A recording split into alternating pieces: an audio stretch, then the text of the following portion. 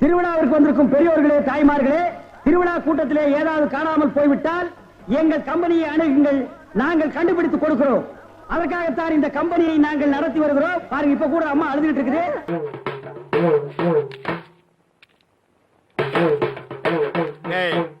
இந்த வேட்டி சட்டை எங்க திருடுன?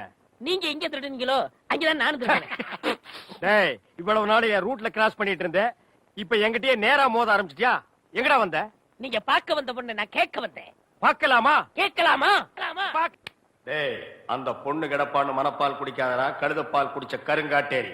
உன்ன மாதிரி பால் பிச்சுற கை நாட்டுக்கு முத்திர குத்துவான்னு மனப்பால் குடிக்காத. உன் மூஞ்சி நிறைய கரியலி தான் பூச போறா. என்னடா சிரிக்கிற? நான் வயசுல பெரியவன். பொண்ணு எனக்கு தான். அப்ப 60 கல்யாணம் பண்ணிக்கங்க. டேய், பொண்ணு நான் இவருக்கு பார்க்க வரல, எனக்கு. இங்க பாருங்க, நான் படிப்புல ஒசந்தவன்.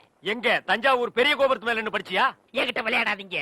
நான் வீரத்துல புலி. கொட்டையை எடுத்துதான் எடுக்காததா? பாய் புலி சொன்னேன். நான் மட்டும் என்ன சாம்பார்ல கரைக்கிற புலி தான் சொன்னேன். நான் பெண்களை நாயா மதிக்கிறேன்.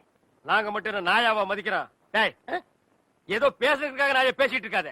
நேரத்துக்கு எடுத்தாத, நல்ல விவரமா பேசு. எனக்கு தான் அவ இல்லத்தரசி. நான் தான் அவளுக்கு இல்லத்து அரசன். நான் ஒருத்தங்க இருக்கேங்கிறத மறந்து வளவளம் பேசிக்கிட்டீங்களா? நான் சொன்னேன், இது ஆளுநருக்கும் அரசுக்கும் சபாநாயகருக்கும் உள்ள பிரச்சனை. அரசுக்கும் சபாநாயகருக்கும் உள்ள பிரச்சனை. சந்திக்கு போன காசு விடு. அவர் தான் கேட்கணும்.